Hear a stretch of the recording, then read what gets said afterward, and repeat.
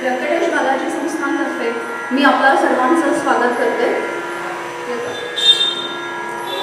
गेले 10 दिवस आपण ब्रह्मोत्सवात नृत्य, गायन, वादन ह्या वेगवेगळ्या सेवा सादर केल्या। तर ह्या ब्रह्मोत्सवाचाच एक भाग आज इरा सेंटर फॉर इंडिक स्टडीजच्या वतीने शंकरम लोकशंकरम या कार्यक्रमाचं आयोजन करण्यात आलं। इरा सेंटर फॉर इंडिक स्टडीज हे भारतीय प्राचीन संस्कृती आणि साहित्य ह्याच्या प्रचारासाठी व्याख्यानं, हेरिटेज वॉक असे विविध कार्यक्रम घेत असतात। आजचा जो कार्यक्रम आहे तो शंकराचार्यांच्या जीवनाचं चरित्र, त्यांचं स्तोत्र आणि ह्यावर अभिवाचन आणि स्तोत्रगायन अशा स्वरूपाचा हा कार्यक्रम आहे। जेव्हा भारतीय संस्कृतीसाठी आध्यात्मिक अराजकतेचं आणि धार्मिक संभ्रमाचा काळ चालू होता, पंथामध्ये विशिष्ट होतं, जेव्हा नास्तिक आणि पाखंड विचारांचं आकर्षण वाढत होतं, तेव्हा या अंधार युगामध्ये आद्य शंकराचार्यांनी अवतार घेतला आणि सूर्य अवतरला। यांच्या शंकराचार्यांच्या केळ्यानं आध्यात्मिक मळक दूर झालं, शुद्ध अद्वैताचा प्रकाश सर्वदूर पोचला। त्यांनी भिन्न विचारधारांना, पंथांना अद्वैताच्या डोळ्यात ओढून सनातन धर्माची सुंदर माळ गुंफली, रसपूर्ण स्तोत्र रचले। असे हे भारतीय संस्कृतीचे पुनरुत्थापक जगद्गुरू आद्य शंकराचार्य यांच्या अलौकिक अशा चरित्राचं चिंतन करत शब्दसुमनांनी त्यांचं पूजन करण्यासाठी इरातर्फे ह्या कार्यक्रमाचं आयोजन करण्यात आलं आहे। या आद्य शंकराचार्यांच्या जन्मापासून तर महासमाधीपर्यंत त्यांचं जीवनचरित्र थोडक्यात मांडलं जाणार आहे। अर्थात वेळेच्या मर्यादेमुळे समस्त चरित्र एका वेळी सांगणं अशक्यच आहे, पण तरी त्यांच्या जीवनातलं बंधू, मुमुक्षु, संन्यासी, साधक, सिद्ध, आत्मसाक्षात्कारी, ब्रह्मसाक्षात्कारी, आचार्य ते जगद्गुरू असे महत्त्वपूर्ण टप्पे उलगडण्याचा प्रयत्न केला।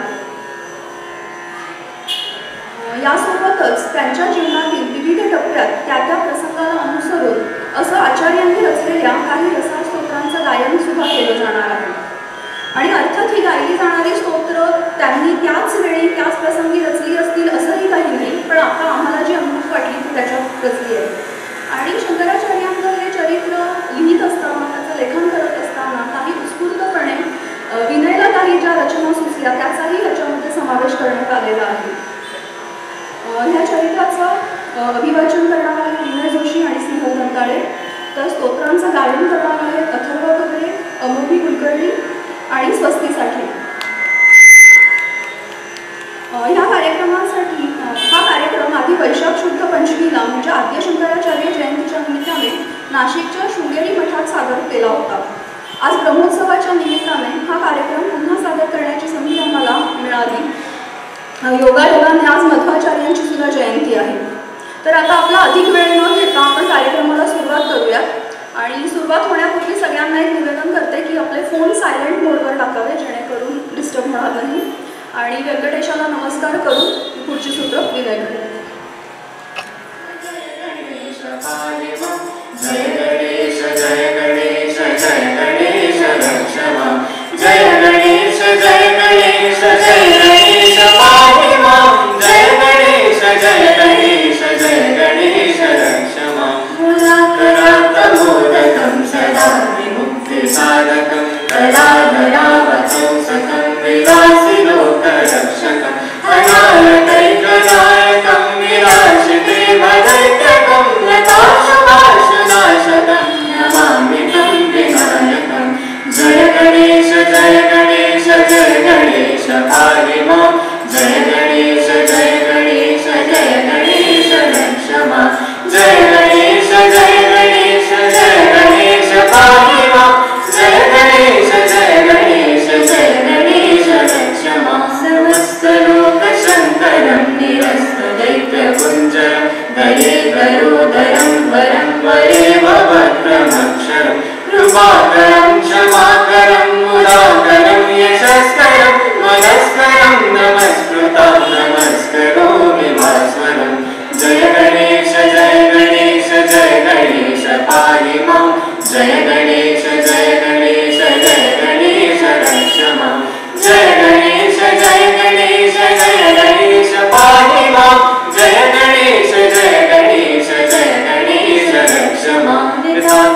कांति दंत कांति मंत कांतिकात्मज अचिंत्य रूप मंतहीन मंतराय कुंतन मृगंतरे निरंतरं वसन्तमेव योगिनो तमेकदन्तमेव तं विचिन्तयामि सन्ततं जय गणेश जय गणेश पाहि मां जय गणेश रक्ष मां जय गणेश पाहि मां जय गणेश रक्ष मां जय गणेश रक्ष मां जय गणेश रक्ष मां. वैशाख शुद्ध पंचमी आचार्य आद्यशंकराचार्य यांचा अवतरण दिन. सनातन वैदिक धर्माचं पुनरुज्जीवन करणारे महापुरुष, प्रस्थानत्रयीवर भाष्य करणारे आचार्य, विविध पंथात विभागल्या गेलेल्या समाजाला एकत्र करणारे जननायक, उत्कट भक्तीतून रसाळ स्तोत्र रचणारे कवी, अद्वैत तत्वज्ञानाचा पुरस्कार करणारे तत्वज्ञ आद्यशंकराचार्यांची ही कितीतरी रूपं. नमः श्री शंकरानंद गुरुपादाम्बुजन्मने कविलास महामोह ग्राहकासैक कर्मणे. 820 या अवघ्या 32 वर्षाच्या काळात आचार्यांनी अलौकिक कार्य करून दाखवले. त्यांनी आध्यात्मिक मळब दूर केले, शुद्ध अद्वैताचा प्रकाश सर्व दूर पोहोचवला, भिन्न विचारधारांच्या पंथांना अद्वैताच्या दोऱ्यात ओवून सनातन धर्माची सुंदर माळ गुंफली. तर्काच्या परशुने नास्तिकतेचे पहाड फोडले, रसपूर्ण स्तोत्रांनी भक्तीचे मळे फुलवले. असे भारतीय संस्कृतीचे पुनरुत्थापक म्हणजे जगद्गुरु आद्यश्री शंकराचार्य. आचार्यांच्या याच अलौकिक चरित्राचे चिंतन करत त्यांनी रचलेल्या काही रसाळ स्तोत्रांचे गायन करत शब्दसुमनांनी त्यांचे पूजन करण्यासाठी इरा सेंटर ऑफ इंडिक स्टडीज सविनय सादर करत आहे शंकरम लोकशंकरम. श्रुती स्मृती पुराणानां आलयं करुणालयं नमामि भगवत्पादं शंकरं लोकशंकरम्.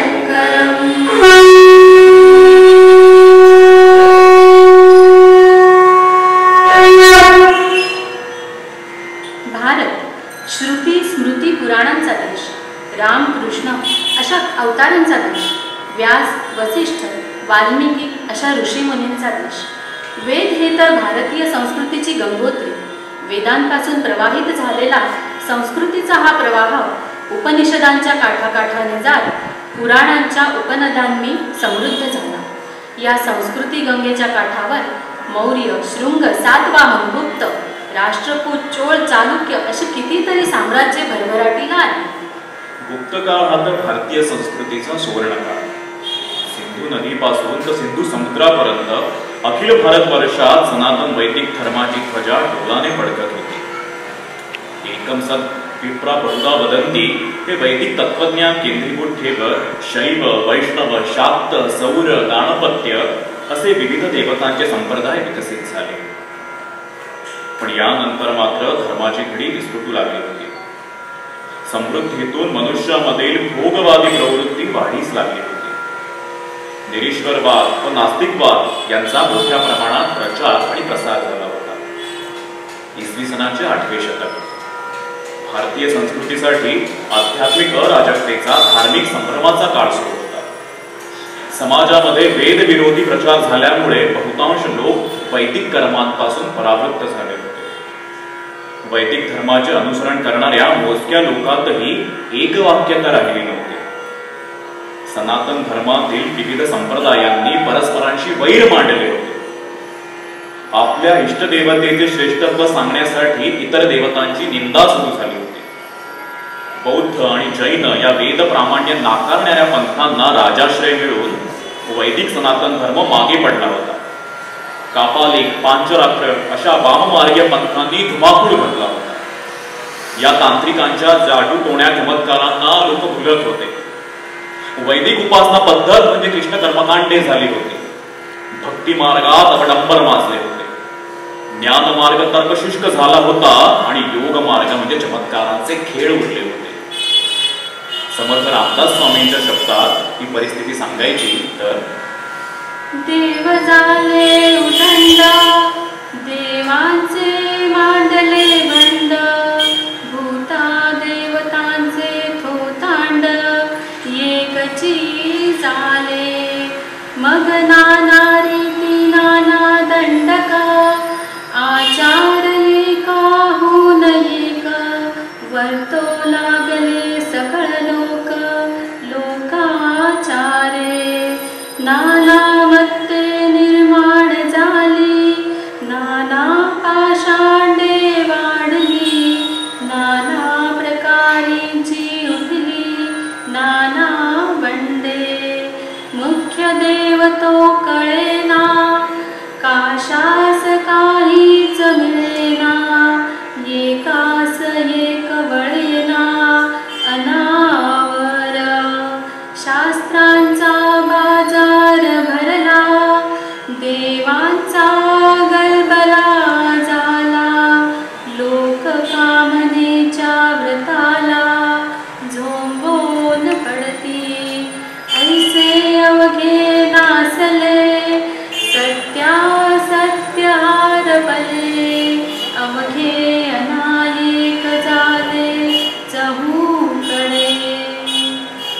सनातन वैदिक धर्म, पवित्र भारतीय संस्कृती, उपनिषदांचे तत्वज्ञान हे सारं लयाला जातं की काय अशी परिस्थिती निर्माण झाली होती.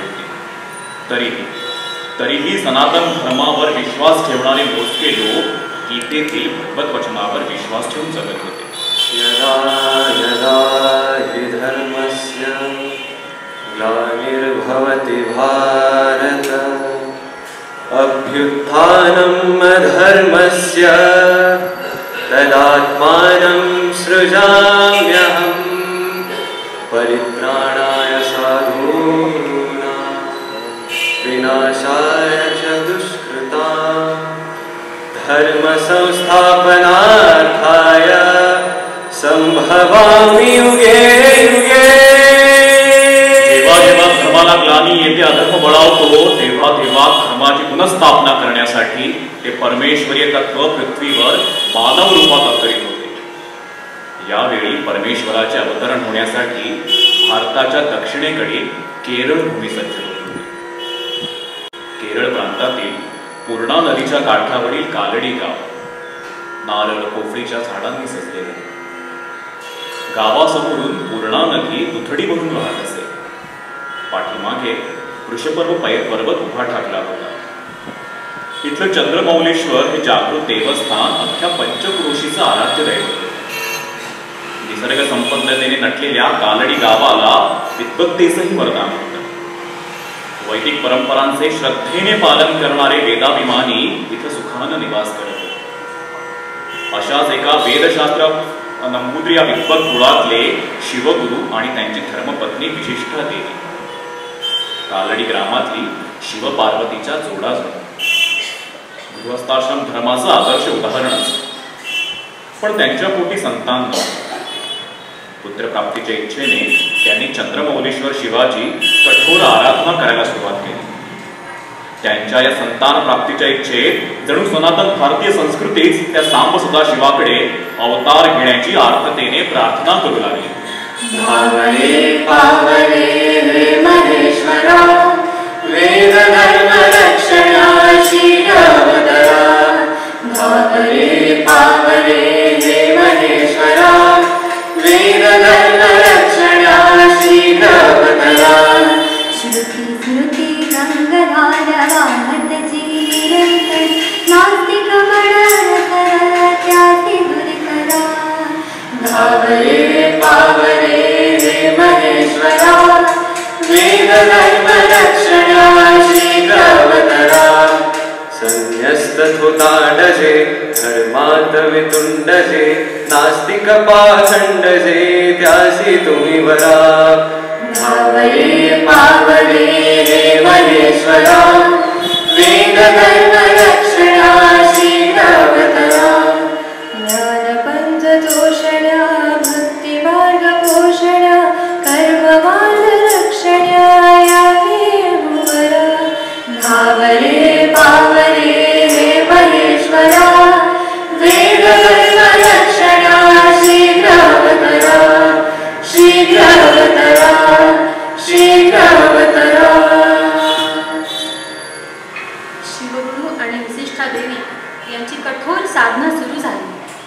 नित्य अभिषेक, उपवास, मंत्रजप या सगुण उपासनेसोबत आपसुकच निर्गुण उपासना देखील सुरू झाली.